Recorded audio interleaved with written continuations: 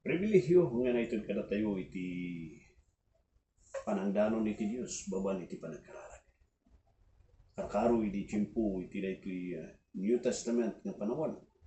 Hanga kaslay di nga di templo kung nagdi padilaan di templo iti mangidanon iti kararag tayo. Itatang panahon dosi ka tinawat mo ni Jesu Kristo nga manubot ken mangisalakan mo. May isa nga na ito nga pribilehyo kat jay. Uri no ay natian mo nga banda. Halang nga masapong nga ka Jerusalem nga iso ti dinanon di Ethiopian eunuch nga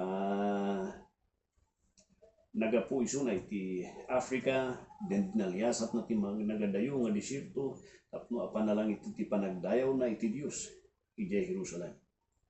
Itata kada tayo kat na kanta iti pribilehyo nga uray ay natian mo. Anya ti aramidan. Uray no awan kaman iti templo di Jerusalem.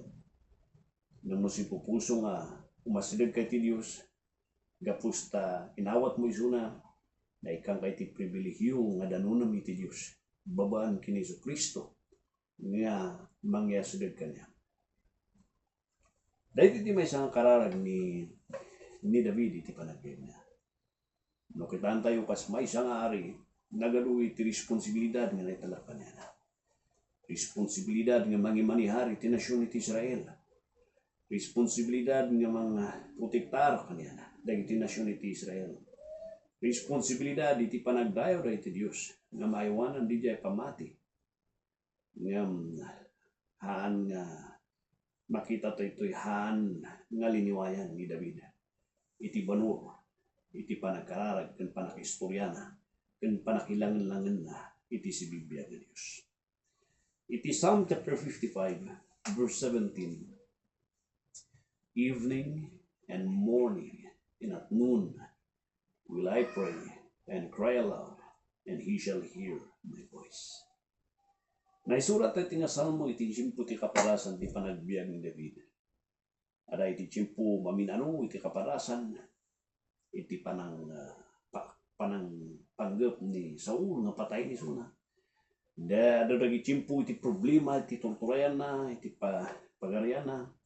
And yet kuna na dahito iti akong liliwayan iti panagbiag. Evening and morning piniti alas 12. Kuna na agkakararagak katipukpukaw ko iti kararag ko isang wan iti Diyos. And amok nga dengenak iti ako. Nakita yung umuna di time ti panagkararag. Hanga na schedule nga alas 3 lang o alas 12. Kini David. Anyaman nga oras iti labi. Anyaman nga oras tagsa. Anyaman nga oras iti malam. O ti alas 12. Basta nawayak. Punay ni David. Ipukpukaw ko. Iti sangit ko. At kararag ti puso kong panunot ko ti sanguanan iti Diyos. Dijay. Iti maysa nga napatag kanya ti panagbiag ko. Ada tayo iti panungan nga busy tayo unay tata. Diferensya iti biag nga busy. Ngam hanga mawawanan iti oras iti Diyos ti biag na.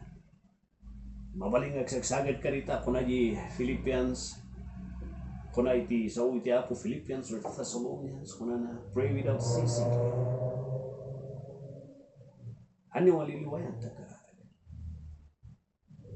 Apay, adi pa awan iti maramid no liwayan iti no agkararag lang ti aramidan.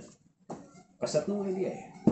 Kasat no idea eh no agtatrabaho kat ni agkararaga kat nakarikap iti mata kasat no nga adu ti maaramid ko. Hanga masapol mbot nga nakarikap iti mata agkararaga. Mabaling araramidom dagiti nga banat. Namiti puso kong panunot mo kat it is in the state nga kasasaom iti Diyos. That is praying. Hamak nga masapol nga kunam nga sikat at nakapalintumong ka. Tapno kunam nga agkakararag. It was written here in the Thessalonians chapter 5 verse 17. Pray without ceasing. Halangan ni David uri dagiti alipon na. May isang sikreto nga na-enjoy at ibiyag na iti Diyos. di kinasidag da iti sangwanan niya. Di pa nagbiag dakat amuda nga adu ti marami ti aldaw nga ito na mamuda nga awat ipapanan na kan mamain na kan kapapanan nga adu tinalpas nga dayo kayo ti Diyos. Kini David ko na evening, morning, and at noon. Katagka. Makita yung awan ti restriction ti oras. The time was given and naitad nga awan pa ti restriction na ti oras. Kuna na iti Dios kathan nga naimot ka mangdengeg ti kararagtanan. Makita yu dito kuna na the Lord will listen iti kararag. Kuna na dito the Lord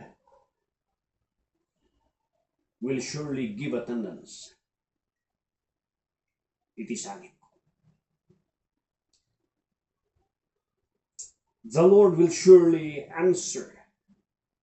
And sometimes the answer iti Dios, He will answer in a form of yes, no, and wait.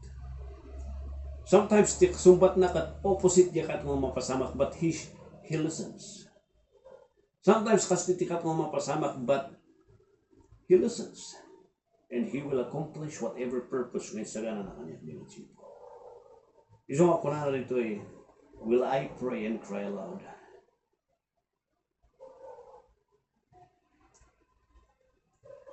Han man siguro nga may pukaw itingiwat tayo ng di puso ko tayo samsangit ko nagpupukaw.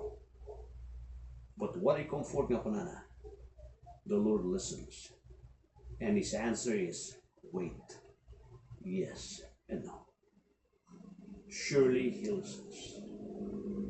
May isa nga pribiliyo nga naitod kada tayo. Adaan tayo iti relasyon nga naisimpa kini Diyos Ama.